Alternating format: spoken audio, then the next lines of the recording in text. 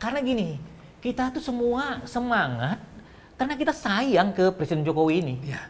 Kita sayang kepada bangsa dan negara ini. Ya. Kita menjaga supaya Presiden Joko Widodo ini selesai Soft periode kedua itu landing. ya, dengan terhormat.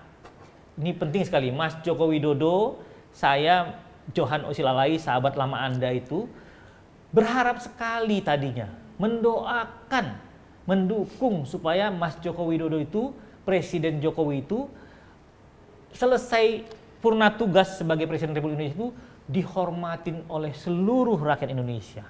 Kita nggak sirik, kita nggak cemburu, kita nggak apa ya, kalau dibilang itu nggak dengki, Ya. kita nggak kepo. Monggo Mas Jokowi, Mas Gibran, Dek Gibran gitu ya. Tapi jangan pertama ambil hak orang. Jangan nginjak kaki atau kepala orang, jangan hianatin orang gitu, jangan lupa dari akar, jangan terputus dari pohon gitu ya. Budaya-budaya, nilai-nilai leluhur kita itu ya, atau apa yang etis dan tidak etis, apa yang pantas dan tidak pantas itu jangan ditabrak gitu. Itu yang kita sayangkan. Terus ya berputar-putar. Setelah saya sholat sunat 2 rakaat, di sujud yang terakhir, karena di kita Islam kan kepercayaannya bahwa doa yang paling afdol itu, yang paling manjur itu sujud terakhir. Saya 3 kali saya sambil nangis ke Allah, berteriak gitu. Saya bilang itu, ya Allah, selamatkan bangsa negaraku dari Prabowo Subianto. Saya 2 kali sambil nangis lagi, ya Allah, selamatkan bangsa dan negaraku dari Prabowo Subianto. Saya terakhir kali, ya Allah, selamatkan bangsa dan negaraku dari Prabowo Subianto.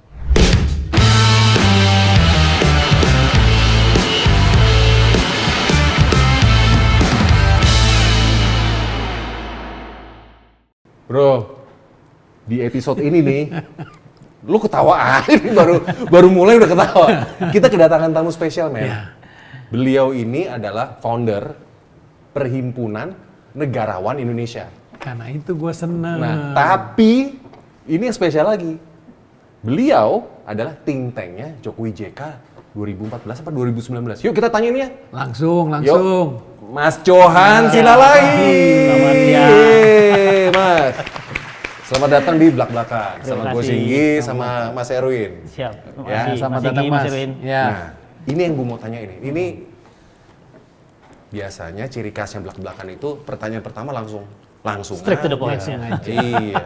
Tapi sebelumnya nih adik-adik nanya, ini Johan Silalai siapa sih? Sopo iki ya? Sopo iki. Nah, coba dong cerita dikit aja. Iya, saya itu sebenarnya tadinya profesional saat masih kuliah di TB yang sudah mulai bisnis dan apolitis. Oh. Nggak mau tahu dengan politik. Heeh. Kenapa? Karena ayah saya dulu pejabat di daerah tapi idealis, Oke. yang miskin, maksudnya nggak seperti orang pejabat lain yang anak-anaknya snob, Oh, kaya. Mas Johan itu waktu kecil nggak ada paman ya? Paman yang itu? Oh iya, nggak ada. kalau ada mungkin saya juga Oh, jadi langsung. cawapres juga Oh. saya kayaknya.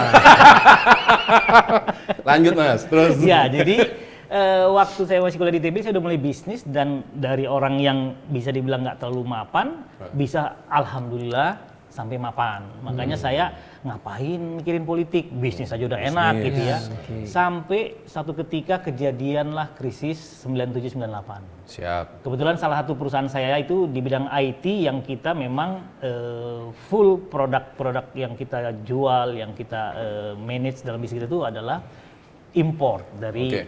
luar negeri, dari Amerika dan Oke. lain. Jadi berbasis pada tentunya nilai tukar US dollar ke rupiah. Oke. Ya.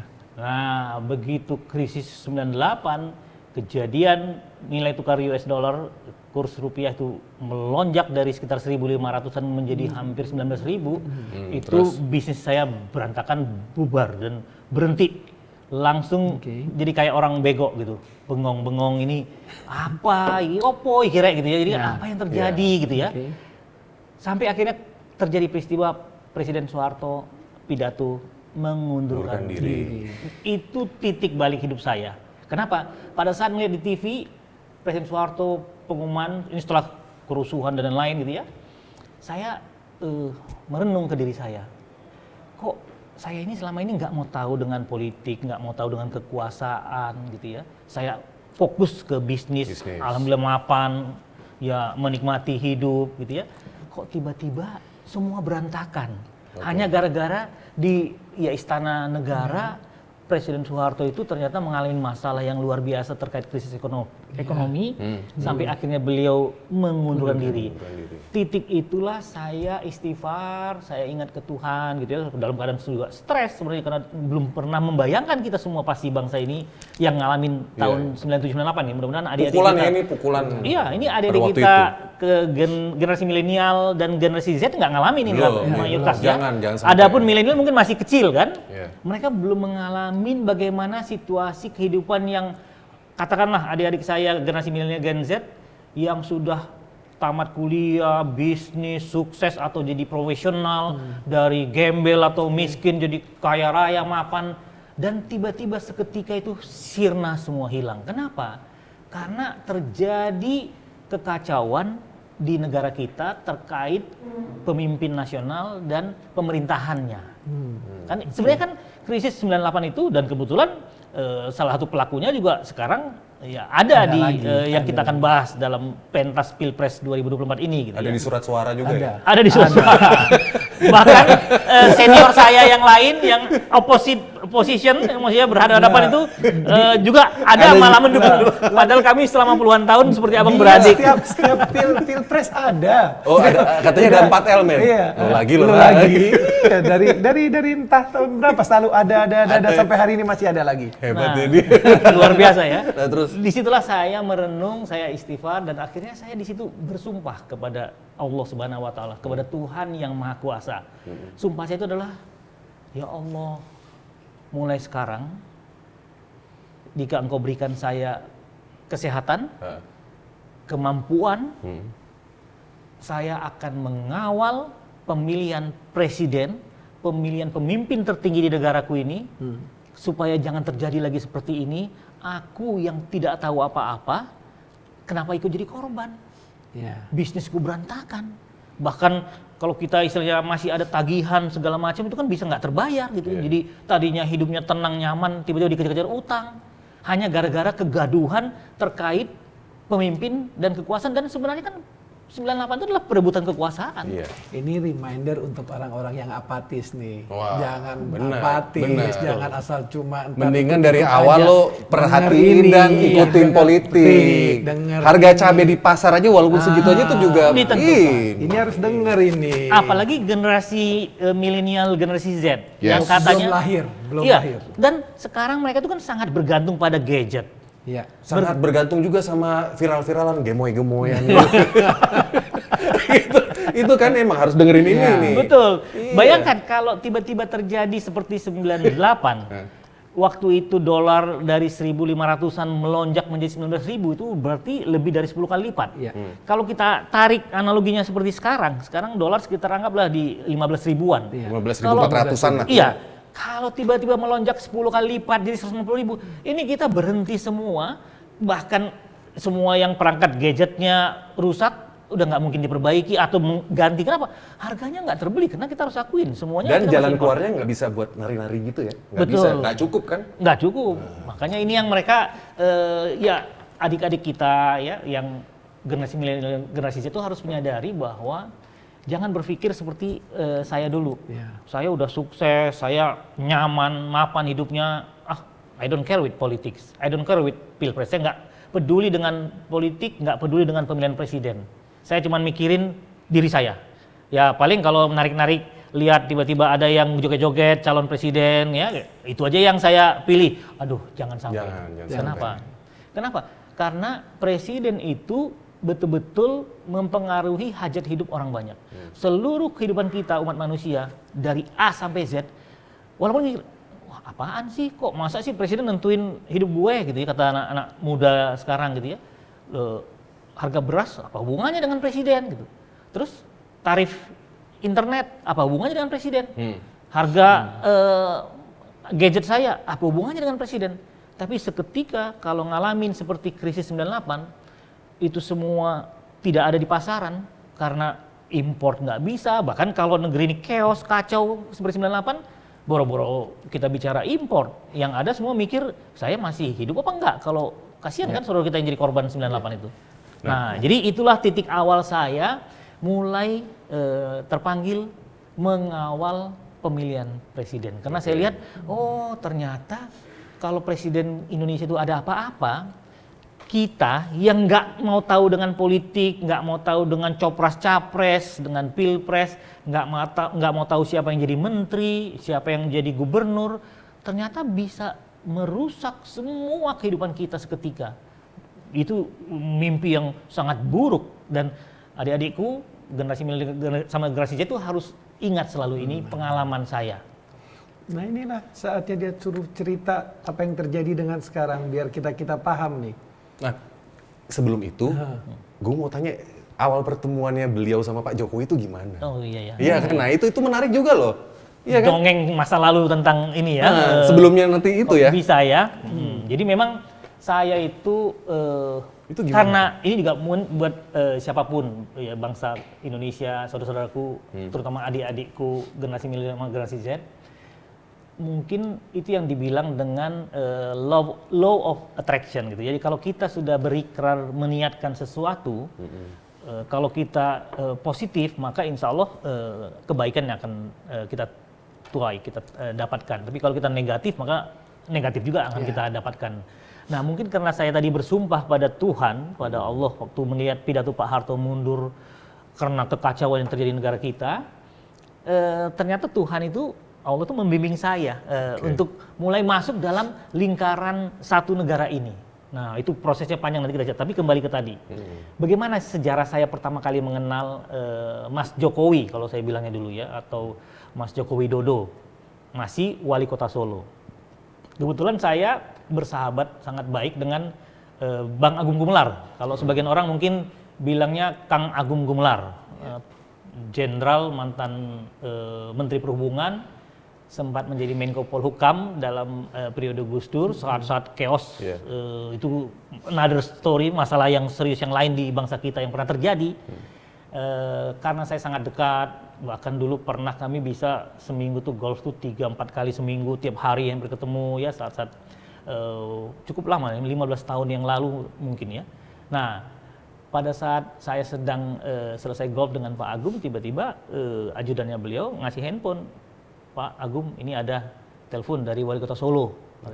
Oh ya, kasih, angkat. Saya di sampingnya Pak Agung. Pak Agung, ya Mas Jokowi. Ya Pak Agung. Ini Pak Agung, saya akan melihat sedang kisruh ya PSSI.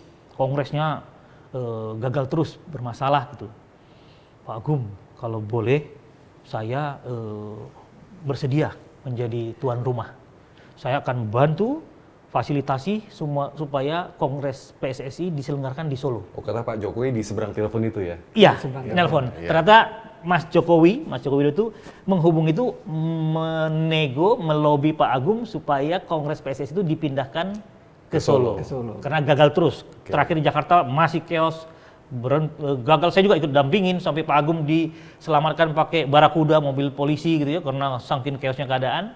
Di situ saya mulai menangkap sinyal bahwa pasti Pak Jokowi, Mas Jokowi itu punya agenda, punya hidden agenda. Kenapa kok tiba-tiba bersedia memfasilitasi supaya Kongres PSSI itu diselenggarakan di Solo. Dan kami besoknya terbang ke Solo, saya berdua sama Pak Agung, ketemu dengan Mas Jokowi, Mas Joko Widodo, wali kota Solo. Untuk pertama kalinya. Pertama kalinya di situ saya. Dan di situ saya pertama kali mulai melihat, oh ini Mas Jokowi ini punya, katakanlah udah mulai punya niat ini pasti ini untuk tampil di pentas nasional. Periode kedua wali kota berarti beliau ya? Yes, periode kedua wali kota Solo. Nanti saya juga mau cerita itu setelah itu ada apa gitu ya. Tapi itulah pertama kali saya kenal Mas Joko Widodo, yang memang saat itu saya juga berhasil beliau ini membangun citra, membangun persepsi publik yang sangat positif. Jadi kami pun, saya dengan Pak Agung pun terbang ke Solo saat itu.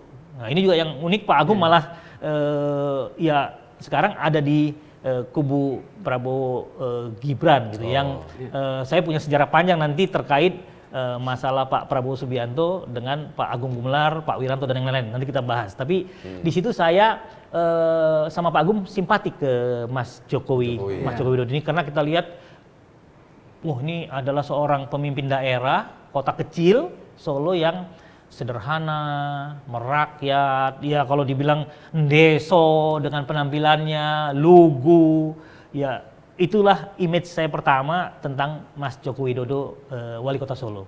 Itu peristiwa bersejarah buat saya.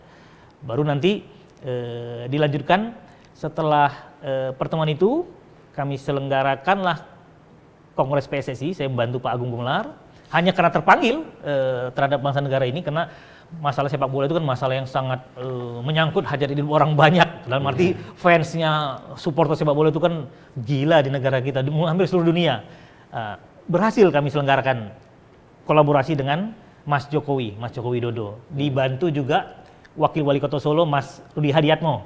Nah, di situ juga saya jadi punya sahabat baik juga nih, Mas Rudi Hadiatmo. Sejak kita menyelenggarakan Kongres PSSI di Solo. Dan sampai sekarang saya dengan Mas Rudi Hadiatmo terus bersahabat dengan sangat terbuka, sehingga tahu semua apa sejarahnya Mas Joko Widodo, Mas Jokowi ini sampai bisa jadi wali kota Solo. Nah, jadi kembali ke kisah saya itu, sampai akhirnya pada saat Mas Jokowi mulai mencalonkan diri untuk jadi calon gubernur DKI. Disitulah saya mendengar, diberitahu oleh sahabat-sahabat di Ring 1 Ibu Mega di PDIP, bahwa Bang Johan nanti wali kota Solo, Mas Joko Widodo mau telepon, karena kita minta supaya ngubungin Bang Johan supaya dibantu bagaimana memenangkan Pilgub DKI Jakarta. Itulah yang saya sudah kisahkan peristiwanya di podcast yang lain, supaya ini saling sambung menyambung walaupun podcast yang berbeda ya. Tapi paling nggak publik, terutama adik-adik kita generasi milenial Gen Z, bisa merangkai nanti cerita-cerita yang ada seperti puzzle. Jadi dirangkai, nanti akan kelihatan siapa, begitu utuh puzzle-nya dirangkul, terlihat gambarnya Mas Jokowi atau Joko Widodo ini atau Presiden Jokowi. Terlihat juga gambarnya Prabowo Subianto dari kisah-kisah yang kita bahas ini. Nah, terus apa pertanyaan lo tadi tuh? Yang apa? Yang sekarang ini? Yang sekarang ini. Apa maksudnya? Bagaimana kita sekarang ini? Pilpres Situasinya sekarang ini. ya. Situasinya. Menurut sudut pandang Mas Johan. Karena kita mau denger nih supaya kita nggak apatis lah paling nggak. Adik-adik nih. Itu yang saya bilang juga, saya ini sebenarnya sejak membantu memenangkan Mas Joko Widodo tahun 2014 dalam Pilpres 2014 berpasangan dengan Pak Yusuf Kalla, sahabat baik saya, senior saya, sahabat lama saya, yang kami punya banyak sekali sejarah masa lalu dan juga rahasia-rahasia yang kalau diceritakan bisa menggegerkan negeri ini. Nah, saya berarti spill tipis-tipis saja. Bolehlah ya, selama tujuannya untuk kebaikan ya. Jadi aku pikir kita mau dengernya ntar di session-session berikutnya itu. Gitu ya. Ayo. Karena dia bilang banyak loh. Nah, Iya. makanya. Berarti ada yang to be continue nanti. Iya. Dan menyangkut nama-nama besar di negara ini. Gitu. Oke. Ya kalau di kubunya Pak Prabowo Subianto dan adik kita Gibran Rakabuming Raka itu, saya punya kisah banyak dengan Pak Jenderal Sutanto, mantan Kapolri, ya, mantan Kabin, dengan Pak Wiranto sendiri. Nah, berarti gini Pak Johan, kalau di belak-belakan ini Mas Johan mau cerita yang mana nih? Ini kita TikTok aja ya, supaya yang mana yang ingat, ya karena kita niatnya belak-belakan, jadi nggak diatur, mengalir aja ya, supaya saudara kita semua audiens atau viewers di belak-belakan bisa menikmati. Ini kisah yang untold story dan true story. Belum ada di podcast yang lainnya kan? Belum ada di podcast yang lain. Mantap. Kalau yang udah ada di podcast yang lain kita skip. Supaya mereka nanti tinggal merangkai gitu. Oke. Lanjut.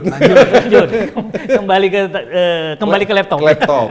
Jadi situasi sekarang itu jujur ya, karena setelah terpilihnya Mas Joko Widodo jadi presiden, saya dengan latar belakang saya Dulu saya udah membantu strategis politik, ya strategis untuk calon presiden, calon wakil presiden. Saya sempat punya lembaga survei, pollster. Saya tahu semua tentang, nanti kita juga bahas ini tentang khusus tentang lembaga survei ya, yang tentunya juga sangat memprihatinkan sekarang ini gitu ya. Nah, saya mundur dari panggung politik Pilpres karena menurut saya gini, ada teori saya, dalil yang saya ucapkan, saya gulirkan kemana-mana tentang ada hukum kelembaman kekuasaan seorang presiden.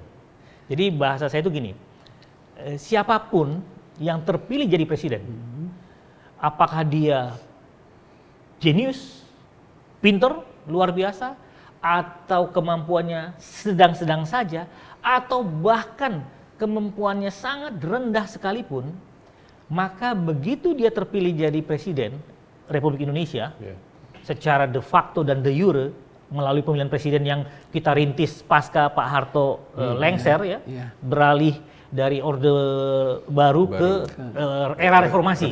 Yang sekarang kita juga mulai menggugat ini. Kenapa? Sepertinya kok balik lagi dunia mau dibawa usia kembali. usia dunia ini membuat kayaknya harus ada gelombang reformasi kedua di Indonesia setelah 98. Nah, terus? Saya dalil saya itu adalah hukum kelemahan kekuasaan seorang presiden. Apa itu? Mau seperti apapun kemampuannya seorang presiden, apakah dia hebat sekali, sedang-sedang saja, atau sangat minimalis, katakanlah tidak cerdas atau tidak bisa, bukan seorang negarawan yang sangat visioner, biasa-biasa aja, dia dengan sangat mudah bisa mempertahankan kekuasaannya untuk 2 periode. Syaratnya apa? Asal dia menggunakan, merangkul, memanfaatkan orang-orang pintar, orang terbaik di sekelilingnya, sehingga dia bisa dibilang hanya mengumumkan, membacakan, menyampaikan, bahkan mengetok palu, padahal sebenarnya keputusannya sudah ada di kertas yang direkomendasikan oleh orang-orang cerdas, orang terbaik ini. Kalau dia mau seperti itu, maka siapapun yang jadi presiden, insya Allah 2 periode. Itu sebabnya saya nggak terlalu merasa terpanggil lagi Pilpres 2019 untuk turun gunung, all out, membantu, karena di atas kertas 99% ya sudah pasti kepilih lagi, incumbent itu ya. Siapapun presiden itu incumbent, itu dia akan terpilih lagi untuk periode kedua. Itu yang terjadi juga dengan situasi Pilpres 2019. Nah sekarang pertanyaannya, kenapa turun gunung? Ini menarik ya tadi. Situasi bangsa negara kita ini Kita lagi tunggu deh. sangat tidak baik-baik saja. Seorang Johan Siralahi kenapa turun gunung? Turun gunung sampai harus dulu. Kenapa tidak baik-baik lagi saja? Nah. Itu dia yang kita mau dengar. Ini juga menarik nih. Ada dunia yang lain yang saya masuk sekarang, ketemu dengan saudaraku di sini. Kenapa? Dulu, zaman era dulu, bahkan sampai sekarang masih berlangsung. Ini juga kritik konstruktif buat TV mainstream ya. Karena dulu juga saya mulai nggak nyaman. Teman-teman kita di TV itu senang itu ngadu domba itu, jadi mereka kayak sutradara wayang. Dong, diadu-adu domba. Itu mereka makin kasar, makin ribut, makin rame. Ya karena memang mereka hidup dari iklan. Ternyata penonton itu senangnya kalau lihat di TV ada debat itu, kalau bisa yang sampai siram-siraman air lah, atau ada yang pegang kepala, ada yang maki-maki. Kalau zaman sekarang bilangin drakor. Drakor ya, oh iya betul. Zaman berubah ya, jadi istilahnya drakor. Iya, itu juga yang membuat saya juga udah mulai mungkin usia gitu ya. Aduh, ngapain sih saya terus-terusan jadi pembicara di TV, diskusi, debat gitu ya. Bahkan waktu itu sempat ada salah satu acara TV yang sangat tinggi, ratingnya sangat terkenal, bisa membuat orang sekarang jadi public figure terkenal gitu. Saya sempat diajak untuk awal-awal acara itu muncul. Paham kan lo siapa? Tahu kan? Nggak usah sebut merek. Yang heboh, bisa sampai subuh. Lanjut Bang. Nah, jadi saya mundur juga itu gara-gara itu yang pertama, bahwa enggak deh, udah saya nggak kelas saya lah diadu-adu domba gitu ya, dibikin debat dengan debat kusir, debat kasar gitu ya. Saya senang rakyat kita ini ya kita didik gitu, harusnya kita ajak untuk menjadi masyarakat madani yang cerdas, kritis. Nah ini juga kenapa saya ada di sini nih, karena terpanggil apa? Jujur, saya mendukung Mas Jokowi dengan segala apa yang saya miliki. jaringan, waktu, tenaga, pikiran. Saya ingat dulu saya itu awal berapa tahun sebelumnya itu merancang bagaimana supaya Mas Joko Widodo ini bisa jadi presiden, memenangkan Pilpres. Itu dengan ada 2 orang sahabat saya yang udah seperti kakak juga dengan saya, yang namanya Budi Gunawan dengan Syafruddin. Waktu itu mereka dinas di Polri ya, tapi kita berkolaborasi bertiga itu di luar dinas Polri aktif. Jadi kita tuh katakanlah diskusi selalu bertiga. Nah, kenapa? Jadi saya mau cerita kisah hidup saya pada saat tadi udah bagaimana krisis 98, Pak Harto mundur, kacau sekali negeri ini. Ini yang mungkin adik-adik kita, generasi milenial, generasi Z, zilenial ya yang nggak ngalamin. Coba buka di YouTube, ya, buka arsip, bagaimana mengerikannya situasi krisis ekonomi dan krisis keamanan di negara kita ini. Semua dijarah, semua dibakar, banyak yang terbunuh, yang diperkosa, yang dirampok, mengerikan sekali. Itulah yang membuat Presiden Soeharto sampai mengundurkan diri. Dan saya, karena sudah ada kaitan sejarah itu, saya dekat alhamdulillah dengan senior-senior kita. Ya tadi saya sudah cerita Bang Agung Gumelar, Jenderal Agung Gumelar, dengan Pak Wiranto, Jenderal Wiranto, mantan Menko Polhukam, mantan ajudan Presiden Soeharto yang tahu semuanya sejarah di negara ini. Puluhan tahun saya dekat dengan mereka, dengan Bang Luhut Binsar Panjaitan yang sedang recovery di rumah sakit di Singapura. Saya doakan Bang Luhut sehat segera. Adikmu ini sudah rindu diskusi, mau yang ringan, mau yang keras, tapi selalu untuk kepentingan bangsa negara ini dan kebaikan.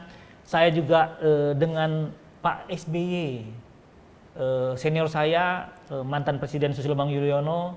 Saya ingat bagaimana mungkin Pak SBY kalau lihat podcast ini mungkin terharu. Saya ingat selalu Pak SBY, pertemuan kita bertiga, Pak SBY di sebelah kanan, di sebelah kirinya almarhumah Ibu Ani Susilo Bambang Yudhoyono, kemudian saya di hadapannya.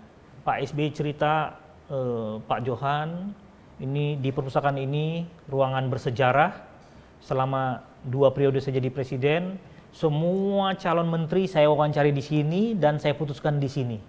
Dan ini kehormatan hari ini saya dengan Pak Johan bicara bertiga dengan istri saya, ya, almarhum Ibu Ani ya, Ibu Ani, membahas sesuatu yang sangat luar biasa buat bangsa negara ini. Tidak lama setelah Presiden Joko Widodo dilantik sebagai Presiden Republik Indonesia. Berarti tidak lama setelah hitungan hari lah, setelah mungkin 1 hari saya lupa, 1 atau 2 hari setelah Jokowi terpilih ya? Iya, setelah mereka serah terima jabatan. Setelah dia lengser. Jadi Pak SBY itu sedang fresh sekali, baru lengser. menjadi mantan Presiden Republik Indonesia. Dan ada sangat luar biasa pembicaraan kami tentang Presiden Joko Widodo yang baru terpilih dan dilantik. Itu juga ya kalau semoga saya tidak perlu harus membukanya kepada publik ya, karena ya sangat luar biasa dan kurang etis kalau saya buka, tapi akan sangat geger gitu. Nah, kami juga membahas tentang Pak Prabowo Subianto saat itu kisah saya dengan Presiden SBY dan almarhumah Ibu Ani SBY ya. Kemudian dengan Jenderal Sutanto, itu senior saya, sahabat saya, mantan mulai dari waktu Kapolri, bagaimana kami banyak sekali pembicaraan berdua 4 mata. Waktu beliau jadi Kepala BIN juga dengan Pak Sutanto, Jenderal Polisi Sutanto ini saya ya punya sejarah yang sangat baik. Yang saya juga jujur sekarang agak kaget luar biasa karena mereka semua ini abang-abang saya ini yang sahabat-sahabat dekat saya ini yang sangat dekat puluhan tahun dengan saya, agak bingung saya, agak kaget kok tiba-tiba semua ada di kubu Pak Prabowo Subianto. Ada juga Bang Hendro Priyono, banyak nama-nama besar lain. Ada juga abang saya yang sangat saya hormatin, Bang Abu Rizal Bakri, itu ada di sana, saya sangat dekat juga. Terlalu banyak kisah-kisah personal pribadi kami. Bang, sebabnya turun gunung itu apa? Ya. Ini yang kita bilangnya. Jadi saya nggak nyangka sahabat ya, yang dulu selalu saya panggil Mas gitu ya, Mas Jokowi, Mas Joko Widodo, yang kita semua ini kita ini semua kan para militan ngantarin Mas Jokowi jadi presiden itu kita berjuang, berkorban darah, keringat dan air mata, materi semua kita urunan pribadi, boro-boro beliau memang mulainya dari bukan orang yang kaya raya dan punya uang, jadi kita waktu itu kan pasti berjuangnya dengan apa adanya gitu. Kalau dibilang tuh, kalau zaman kemerdekaan ya bertempur dengan bambu runcing, ya itulah kita gitu ya. Tapi saya tidak nyangka, sebenarnya saya udah sampaikan di podcast yang sebelumnya ya, kapan saya mulai merasa ada masalah dengan beliau, dengan Mas Jokowi ini. Saya juga mudah-mudahan di podcast ini Mas Jokowi, Mas Joko Widodo, Presiden Joko Widodo menonton. Saya sebagai sahabat lama kaget, tidak nyangka. Sebenarnya saya mulai ada gap kalau dilihat kritik saya itu udah mulai keras kepada beliau, kepada Mas Joko Widodo, kepada Presiden Jokowi ini sejak periode kedua kan awal. Tapi di penghujung juga saya sebenarnya sudah mulai. Nah puncaknya ini yang kita bahas di sini. Selain saya udah ceritakan di podcast yang sebelumnya, pada saat mulai putri beliau, menantunya gitu ya, mulai adik saya Gibran Raka Buming Raka kok tiba-tiba dijadikan wali kota gitu. Yang kita tahu semua kan udah terbuka sekarang di investigasi Tempo, Tirto ID gitu ya, bagaimana prosesnya yang sebenarnya itu melanggar aturan, melanggar hukum karena sudah ditutup pendaftaran, akhirnya dibuka lagi semuanya, seluruh pendaftaran KPUD di Jawa Tengah, baru daftar, kemudian dapat informasi bahwa ini akan kalah dengan kotak kosong, direkayasa sehingga lawannya yang sebenarnya tidak tahu apa-apa, tidak mau ikut pilkada, pilwali Solo gitu ya. Saya juga tadi udah cerita ya, sahabat dekat dengan Mas Rudi Hadiatmo, Mas Rudi itu orangnya sangat humble, sangat terbuka, nggak ada rahasia yang nggak diceritakan ke saya terkait hubungan Mas Rudi Hadiatmo, Mas FX Hadi Rudiatmo dengan Mas Joko Widodo, termasuk juga setelah jadi wali kota dari sebelumnya sampai jadi gubernur dan jadi presiden, saya tahu semua. Dan ini yang saya kaget.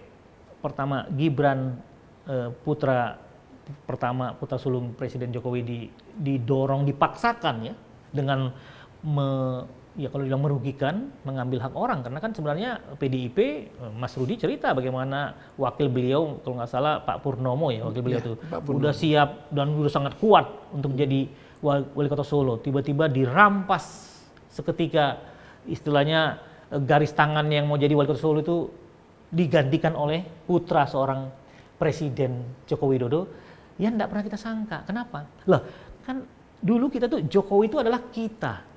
Jokowi itu adalah orang yang kita kebanyakan gitu, yang bukan terah ningrat, bukan terah atau keturunan dari penguasa atau orang kaya. Kita tahu sejarah beliau dari ceritanya hidup rumahnya di pinggir kali di Solo, diusir, digusur. Jadi bayangan kita kan dulu kenapa kita mau bantu, dukung tanpa reserve gitu ya, tanpa ABCD dukung gitu loh. Hanya karena idealisme kita, nasionalisme kita, kecintaan kita kepada bangsa negara ini, supaya punya pemimpin yang orang yang sederhana, merakyat, dan seorang negarawan yang sungguh-sungguh memikirkan masa depan bangsa negara ini, memikirkan nasib 270 juta orang rakyat Indonesia yang kepentingan keluarga, kepentingan kelompok itu nggak mungkin tidak ada gitu dalam kamusnya, dalam dirinya. Itu kan yang semua kita ini pasti. Makanya kita ini semua banyak sekali pasti pendukung-pendukung beliau, Mas Joko Widodo, Presiden Jokowi ini yang kecewa, marah, dan ya kalau saya bilang dalam pertemuan para relawan tuh bukan kita meninggalkan Jokowi, bukan kita yang melupakan Presiden Jokowi, tapi Presiden Jokowi yang meninggalkan kita,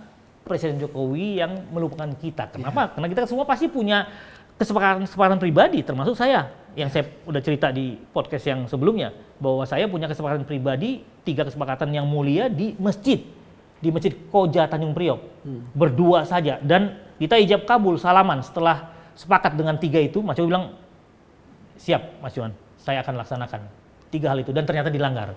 Nah ini tadi Mas Inggi yang saya kaget begitu putra pertama Gibran dipaksakan ya dengan segala cara supaya menjadi wali kota. Itu aja udah mulai membuat kita tuh, ya saya ini orang Batak yang dulu kita keluarga lama di Malang, karena ayah saya itu sekolah di APDN, IIP Malang gitu ya.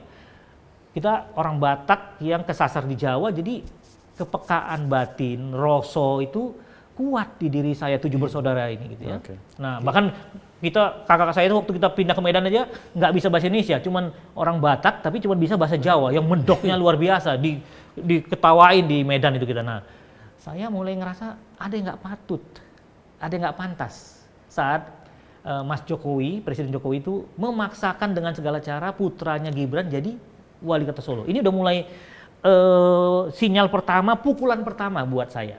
Kemudian masih kurang, ini yang Mas Inggi saya nggak nyangka yang tuh, sekarang menantunya nih, adik saya nih anak-anak Medan, sama-sama orang bermarga nih kita nih, yang di Medan itu kalau lihat ada lagu anak Medan itu lucu, lagunya norak tapi isinya tuh sangat dalam sekali menceritakan bahwa anak Medan itu, orang Medan tuh setia kawan, mati demi kawan, siap bela kawan, dan nggak ada buat kita itu anak Medan itu kata berkhianat atau menusuk teman dari belakang, apalagi meninggalkan teman. Kalau kita itu istilahnya anak Medan tuh di jalan duel itu rame-rame mati sama-sama. Nggak akan ada yang lari menyelamatkan diri. Pasti duel sampai mati sama-sama gitu. Itulah anak Medan. Setia kawan banget anak Medan. Nah ini yang sekarang saya agak kaget dengan adik saya Bobi Nasution itu begitu tega ya meninggalkan, mengkhianati, melupakan partai yang udah membuat dia bisa jadi wali kota Medan.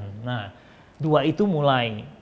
Sekarang tambah lagi, tiba-tiba adik saya Gibran udah dengan mengambil hak orang ya, menjadi wali kota Solo, dalam arti mengambil hak orang itu kan, ya pertama ya udah ditutup kok pendaftarannya, kemudian itu udah haknya Mas Purnomo, wakilnya Mas Rudi Hadiatmo, wakil wali kota Solo saat itu gitu ya, udah siap, bahkan dia udah jadi kandidat yang paling terkuat di saat itu, tiba-tiba direnggut, muncul nama Gibran, karena Presiden Jokowi begging. Nah, ini begging tuh apa ya, bahasa memohon ke Ibu Megawati gitu kan.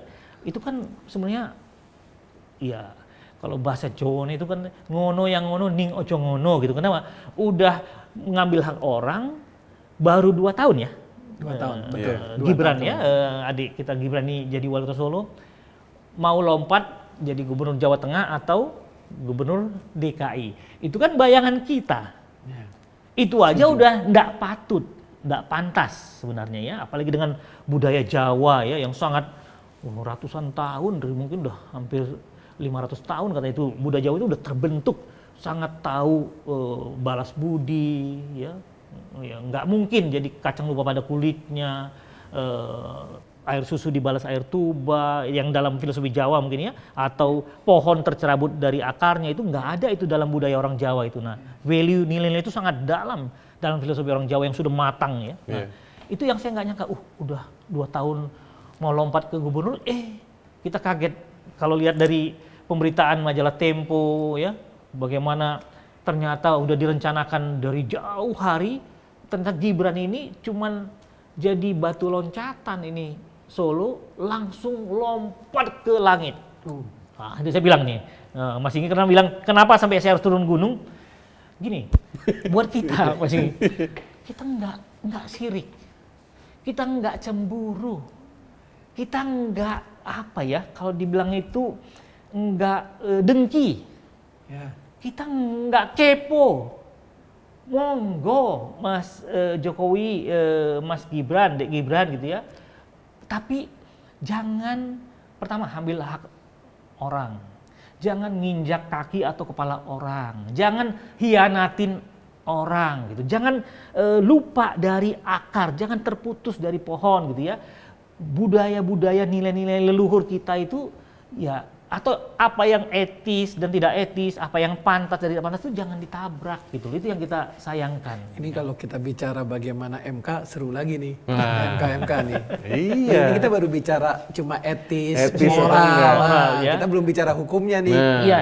Nah, lanjutan. Iya. Menarik banget ini. Jadi begitu masuk ke kisah MK gitu ya, ternyata kalau misalkan Mas Gibran ini ya, Mas Jokowi gitu ya, dengan Pak Anwar Usman, iparnya, adik iparnya, pamannya Mas Gibran gitu ya, tidak perlu sampai menabrak hukum, apalagi konstitusi.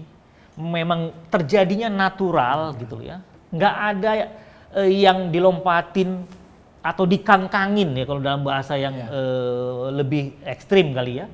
Ya monggo wae gitu, silakan gitu ya, maksudnya kita Atau bahasanya Prof. Yusril, penyelundupan hukum itu. Iya, betul. Dengan menyelundupkan hukum sehingga bisa menjadi cawapres, kita nggak akan protes.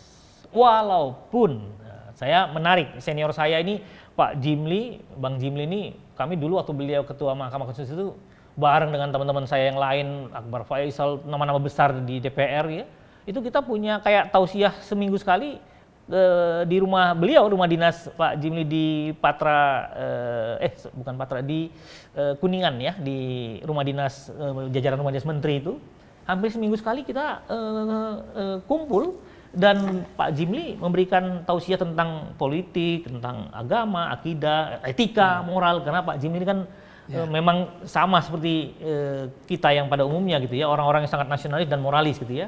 Nah, jadi kalau memang kepatutan kepantasan, ya memang harusnya ini yang kita bilang ada yang situasi bangsa negara ini sedang tidak baik-baik saja. Kenapa? Saya tidak nyangka bahwa Mas Jokowi Dodo, Presiden Jokowi ini, yang kita bilang Jokowi adalah kita, orang biasa, orang kebanyakan yang kita dukung jadi presiden. Kan bayang kita tuh bangsa ini akan dibawa ke masa depan yang moralis, etis, ya taat hukum. Karena beliau orang yang banyak dianiaya secara hukum mungkin dulu, karena kelihatan agak dendam dengan masa lalunya ya, yang memang miskin dan luar biasa susah kan. Kalau nggak ditolong oleh paman beliau almarhum Pak Demiono ya katanya, itu mungkin Pak Jokowi ini nggak akan jadi seperti sekarang gitu. Nah ini juga mirip kan. Bayangkan apakah tega Mas Joko Widodo itu mengkhianatin almarhum Pak Demiono yang menjadi pahlawan buat Mas Joko Widodo ini dan keluarganya, sama seperti Mas Joko Widodo ini sekarang mengkhianatin Ibu Megawati, PDIP, partai yang membesarkannya.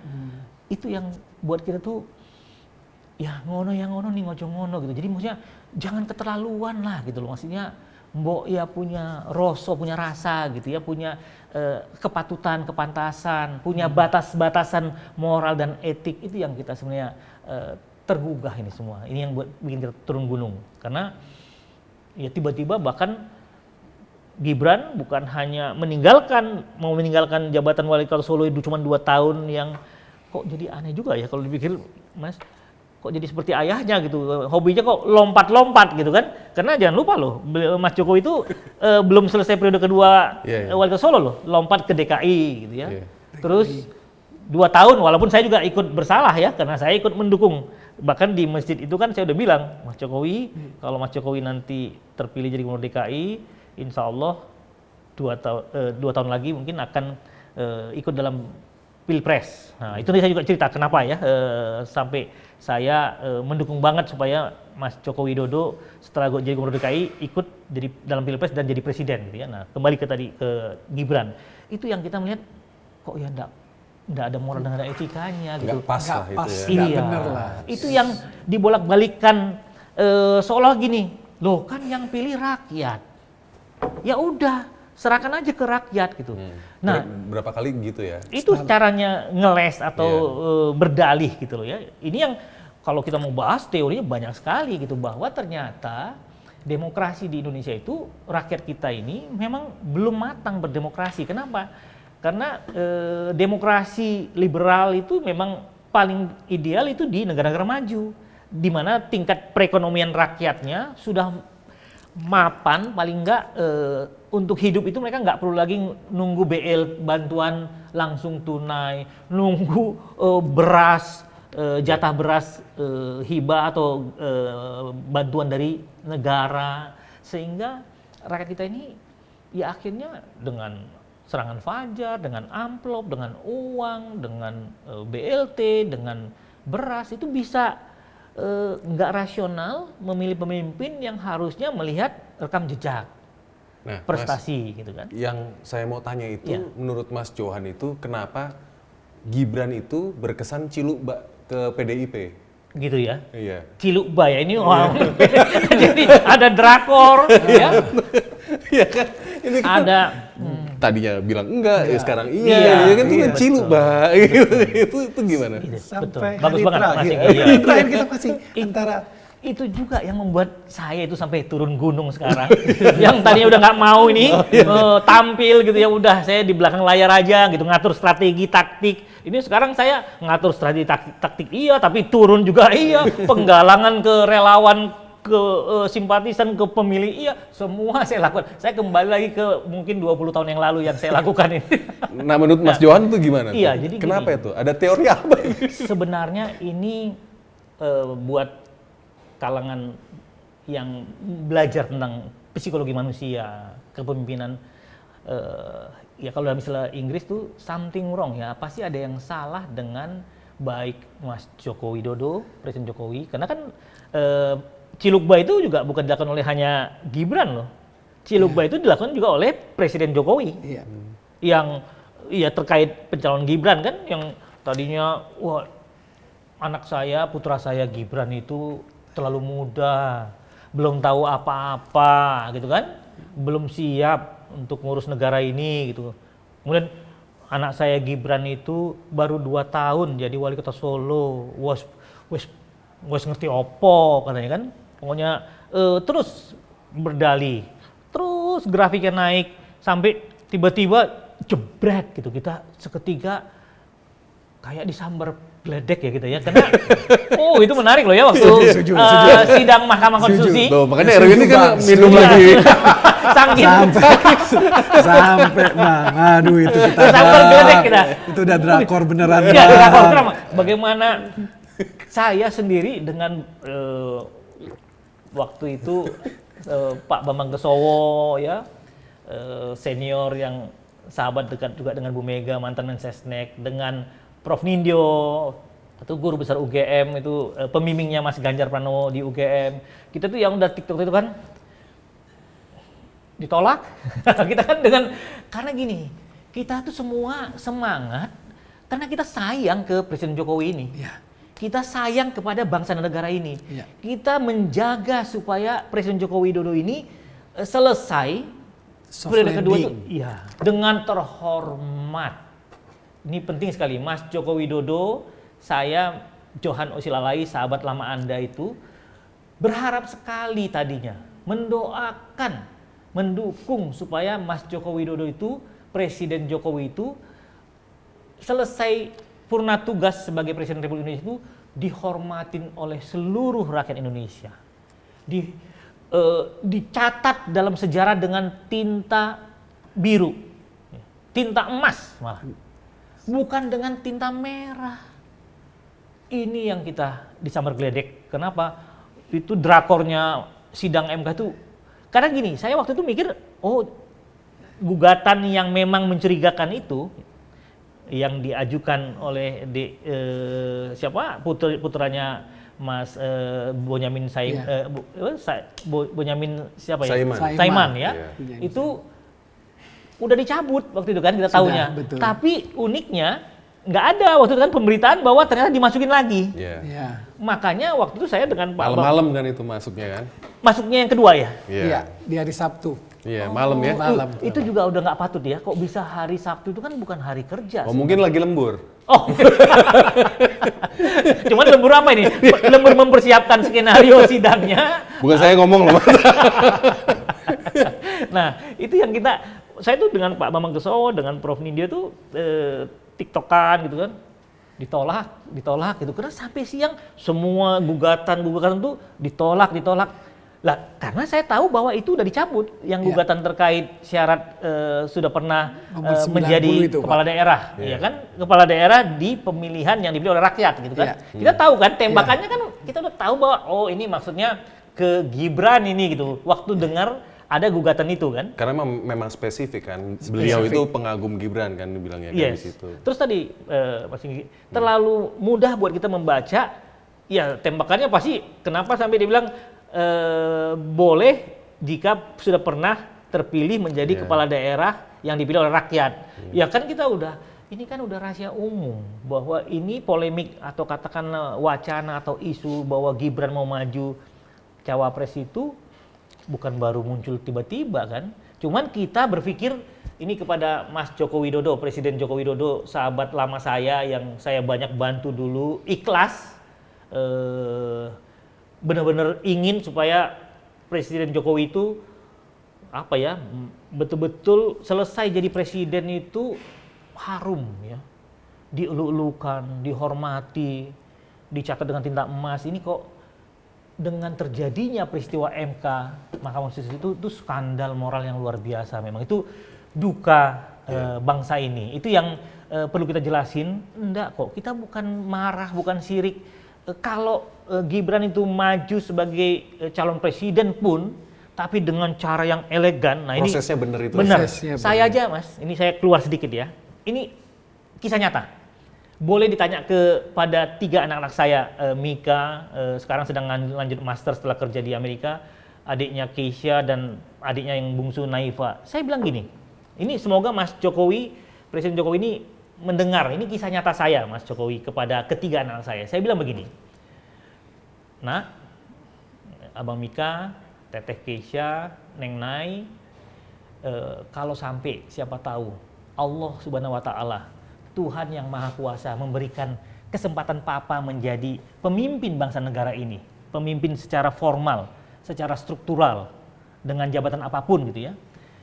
Ingat ya, jangan pernah berharap kalian akan memanfaatkan jabatan Papa atau pada saat Papa sedang berkuasa untuk kalian bisa menjadi A, B, C, D, untuk bisa kalian memanfaatkan jabatan itu untuk mendapatkan jabatan publik atau kepentingan-kepentingan untuk kalian.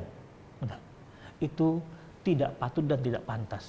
Kenapa? Harusnya emang idealnya seperti itu. Iya, jadi saya bilang, kalaupun ada, nah ini Presiden Jokowi semoga Anda mendengar dan melihat podcast ini ya, kalaupun ada berkah atau manfaat yang kalian 3 anak-anakku dapatkan, itu adalah apa?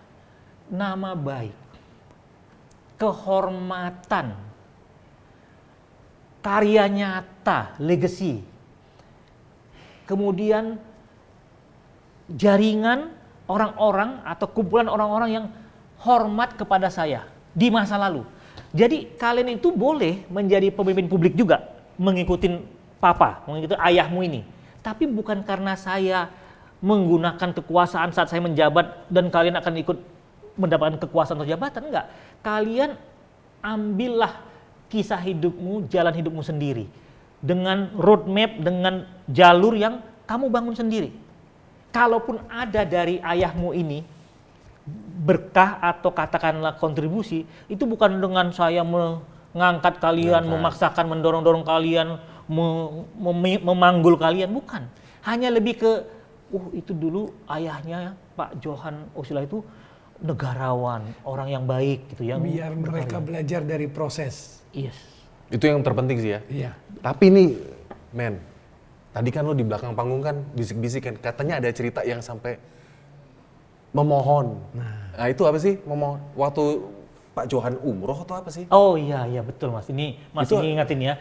Ada apa sih ya kisah kenapa saya waktu di Masjid Koja bisa Bukan bilang ke sebelum di Masjid sebelumnya, Koja. tapi sebelum Masjid Koja, tapi kan itu saya bilang Mas Jokowi, insya Allah kalau nanti Mas Jokowi terpilih jadi Gubernur DKI, setelah itu akan ikut pemilihan presiden dan saya akan bantu gitu. Nah ini Mas. Bang, ada satu doa abang waktu abang naik haji itu. Iya, saya baru ingat ya. Itu bang, itu Ini penting terkait diceritakan. dengan ikrar saya, sumpah saya kepada Tuhan Yang Maha Kuasa pada tahun 1998 pas Pak Harto jatuh Nah, itu dalam apa chaos itu berlanjut dengan saya sama istri saya berniat. Ini juga mudah-mudahan ini kita berbagi ya kepada adik-adik kita gen milenial, Gen Z, siapa tahu juga ngalamin kayak kita ya. Saya sama istri itu punya idealisme gini. Kasihan kalau kita yang diberikan Allah Subhanahu wa taala kemampuan bisa ibadah haji berkali-kali. Kalau kita tiap sekian lama haji lagi haji, itu saudara kita tuh banyak yang nggak kebagian. Iya, kasihan antriannya, kasihan itu. Kasihan. Kalau mau, ini saudaraku bangsa Indonesia, kalau Anda mau mampu mapan, ya gantikan sajalah dengan umroh, betul nggak? Kalau umroh mau setahun 5 kali atau Anda setahun tiap bulan 12 kali, monggo silakan. Tapi kalau ibadah haji, ya karena memang udah diatur di akidah kita Islam itu yang wajib itu 1 kali gitu. Jadi ya saya sama istri saya niatnya itu dapat kesempatan dari Allah Akhirnya ibadah apa yang haji. diucapkan tuh? Nah, karena saya niat itu cuman sekali ibadah haji dan kita kan buat kita umat Islam kan tahu bahwa ibadah haji itu ibadah yang paling sakral gitu ya. Dibandingkan umroh ya lebih sakral, lebih hierarkinya itu lebih tinggi ibadah haji gitu. Nah, saya niatkan. Jadi saya karena saya enggak tahu, Mas, dari kecil saya itu kok ya saya termasuk korban atau prestasi dari pendidikan Pancasila, pendidikan P4 dulu kita zaman saya dulu, pedoman, pengamalan dan penghayatan Pancasila. Itu saya itu sangat nasionalis, sangat cinta pada bangsa negara ini, melebihi apapun gitu. Nah, jadi saya waktu ibadah haji itu karena udah niatnya hanya sekali, selesai tawaf wada, tawaf perpisahan, sudah selesai semua ibadah haji saya niatkan. Karena saking cintanya saya kepada bangsa negara ini, saya niatkan, ada niat saya terkait bangsa negara ini, saya mau sholat sunnah 2 rakaat, bukan wajib, sholat sunnah 2 rakaat. Biasanya mungkin banyak orang yang pasti, mungkin dia mau berdoa, sholat sunnah itu mikirin dirinya, keluarganya, mungkin kalau saya bisnis tuh, bisnisnya supaya sukses. Nah, saya malah enggak, Mas. Waktu itu saya terpanggil gini. Karena kan saya udah cerita ya. Sejak 98 itu saya akhirnya bergaul di lingkar satu negara ini. Dia jadi bersahabat dengan Bang Agung Gumelar, Pak Wiranto, ya Bang Luhut Panjaitan, para jenderal tuh, ya Bang Sutioso. Hampir semua jenderal senior itu bintang 4 itu sangat dekat dengan saya secara personal, dalam sekali. Apa yang saya nggak tahu tentang mereka, kami bahas semua tentang bangsa negara ini gitu. Nah, saya dilala gitu ya, mau tak mau. Beliau-beliau ini kan dulu kan posisinya kan berseberangan dengan Pak Prabowo Subianto. Sehingga saya tahu semua rahasia negara ini, termasuk rahasia tentang Pak Prabowo Subianto.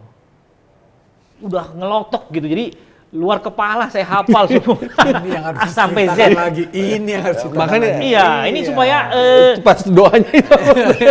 adik-adik kita ya, sebenarnya saya itu anak-anak saya ini, karena anak-anak saya ini kan gen milenial, Gen Z ya, gen zilenial. Nah, jadi supaya mereka tahu apa sih gitu. Nah, saya udah lengkap diceritakan oleh Bang Agung Gumelar, Pak Wiranto apalagi, karena kan posisi kerusuhan 98 itu adalah posisi diametral antara Pak Wiranto, Jenderal Wiranto sebagai Menko Polhukam ya, Panglima TNI tadi ya, masih Pangap.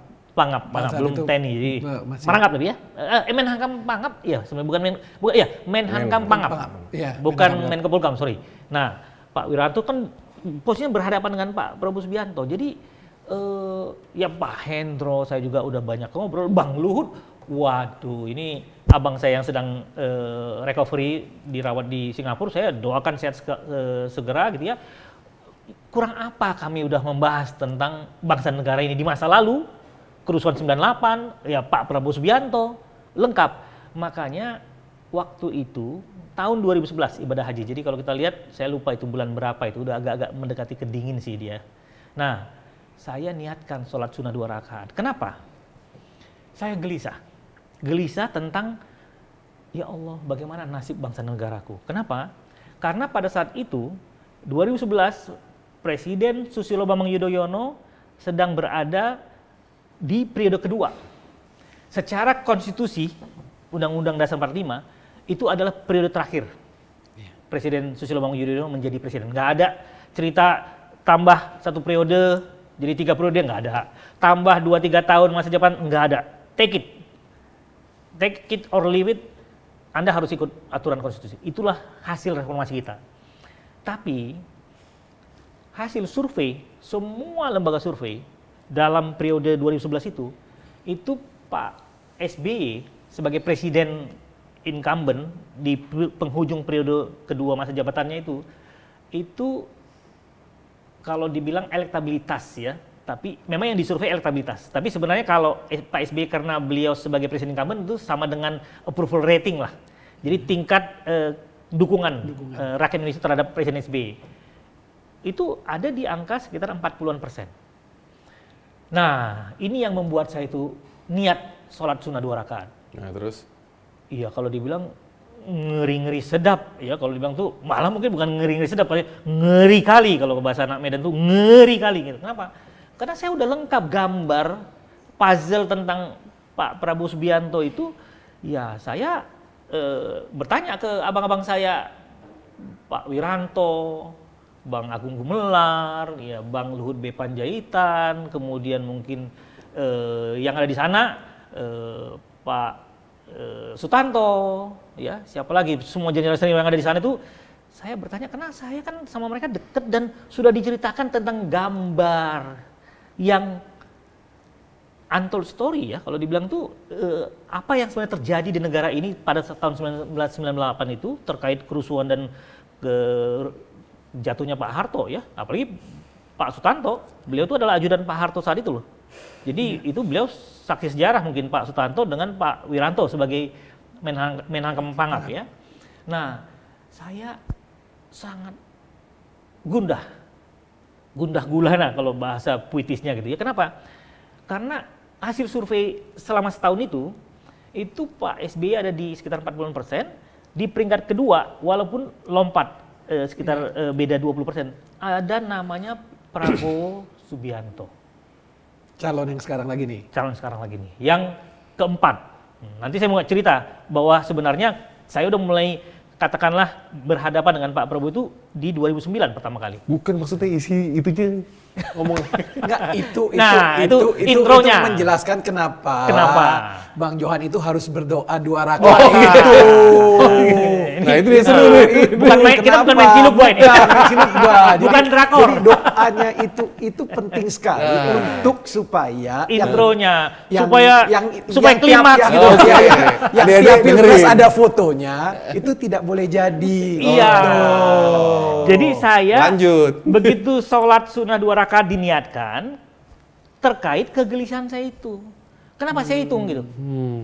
Karena saya memang udah mengawal pilpres dari sejak 2004, pilpres pertama. Kita ikut menggulirkan sampai undang-undang itu dibentuk supaya presiden itu tidak lagi dipilih oleh DPR. Nah, sampai saya berhasil mengantarkan Pak SBY dan Pak Yusuf Kala menjadi presiden wakil presiden tahun 2004, itu juga luar biasa pertempurannya karena Ibu Mega yang kami hadapin presiden incumbent tapi seorang negarawan. Beda nanti kita bahas di sini situasinya ya, kayak langit dengan bumi ya. Segmen 2 tuh nanti. Segmen 2 nanti ya. Nah, jadi saya gundah. Kenapa? Saya berdoa ke Allah, ya Allah, gimana nasib dan masa depan bangsa negaraku ini? Kenapa? Lah, karena hasil survei selama setahun itu Pak SBY terus di atas tapi nggak bisa maju lagi karena dilarang oleh Undang-Undang Dasar 45 konstitusi. Ya. Maksimal 2 periode. Di baris kedua itu 20%-an itu kalau nggak salah saya ingat tuh Prabowo Subianto elektabilitasnya yang tertinggi kedua setelah Pak SBY. Di bawah Prabowo Subianto hampir tidak nggak ada nama. Itu ada 0,8% lah, 1%. Kalau nggak salah paling tinggi 1,2%. Itu gapnya itu kalau dalam istilah statistika politik lembaga survei itu mutlak gitu, jadi menang mutlak kalau udah ada hasil survei hampir semua lembaga survei dalam setahun mengumumkan bahwa distance atau jarak elektabilitas antara satu kandidat dengan kandidat kedua itu udah sampai 20%, itu udah bisa dibilang Mustahil ya, udah mustahil. sulit sekali. Itu bahkan untuk mungkin bicara.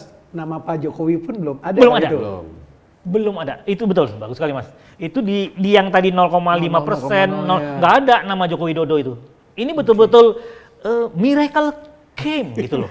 Keajaiban datang. Balik lagi. Ya, balik. Iya kan? Justru, Iya kan? iya. Kalau kita rangkai dengan kisah saya sholat sunnah 2 rakaat setelah ibadah haji loh. Nah, saya waktu itu gini, karena ini Ayo, saya, gimana? ya Allah, bagaimana ini nasib bangsa negaraku ini? Iya. Kalau sampai Prabowo Subianto yang jadi presiden. Kenapa? Karena saya, ya kalau dibilang saya dicuci otaknya gitu ya, tapi saya juga, I'm not stupid gitu ya, saya bukan bodoh, saya juga semua yang diceritakan Bang Agung Gumelar, Jenderal Gumelar, yang diceritakan oleh Pak Wiranto dalam jangka panjang, oleh semua jenderal yang lain, dengan Pak SBY saya udah bahas, dengan Pak Hendro juga mungkin saya udah pernah bahas, dengan Bang Luhut Panjaitan, wah nggak kurang, kalau dibilang mata kuliah itu udah ya mulai dari S1 sampai doktor itu kita udah ngebahasnya itu. Kan? Nah, di situ saya gundah. Jadi saya niatkan sholat sunnah 2 rakaat cuman apa? Saya cari di mana ya saya sholat yang paling afdol gitu. Yang pasti paling dekat ke Ka'bah kan? Tapi kan ini kan semua ibadah, semua haji itu sedang tawaf wada. Oke. Karena masa itu udah masa penutupan ibadah haji, udah menyelesaikan ibadah haji kita. Saya udah selesai tawaf wada sehingga saya udah bebas, maksudnya dalam arti udah semua ritual haji itu udah saya laksanakan, udah sah, selesai tuntas ibadah hajinya. Saya niatkan sholat sunnah 2 rakaat karena kecintaan saya kepada bangsa dan negara ini. Apa? Karena saya pikir gini, gimana nasib bangsa negara ini kalau sampai ya, saya tidak mengecilkan Pak Prabowo Subianto loh, tapi kan sejarah mencatat apa yang terjadi tahun 98, apa yang kisah saya dengan senior-senior saya ini, jenderal yang saya hormatin, yang saya anggap abang saya, kami puluhan tahun bersama-sama gitu ya, sangat dekat, unlimited dekatnya gitu ya. Nah, saya niatkan sholat, saya niatkan tuh dicari nih, yang dekat ke Ka'bah, saya sampai ikhlas nih, kepala saya tuh kena keinjak haji yang tawaf wada, karena lingkarannya kan kalau lihat tawaf di Ka'bah itu yang terbesar ya pasti ibadah haji. Itu lingkarannya besar sekali. Itu saya duk, ada yang ketok kena ke kaki siapa, terus ya berputar-putar. Setelah saya sholat sunat 2 rakaat di sujud yang terakhir, karena di kita Islam kan kepercayaannya bahwa doa yang paling afdol itu, yang paling manjur itu sujud terakhir. Saya 3 kali saya sambil nangis ke Allah, berteriak gitu. Saya bilang itu, ya Allah, selamatkan bangsa negaraku dari Prabowo Subianto. Saya 2 kali sambil nangis lagi, ya Allah, selamatkan bangsa negaraku dari Prabowo Subianto. Saya terakhir kali, ya Allah, selamatkan bangsa negaraku dari Prabowo Subianto. Itulah sholat sunat 2 rakaat saya itu, hanya meniatkan ke Allah, memohon ke Allah perlindungan, pertolongan terhadap bangsa negara ini. Apa? Karena saya mengalami ini yang kita cerita ini ke adik-adik kita generasi milenial dan generasi Z. Sampai ketemu lagi di belak-belakan segmen 2. To be continue.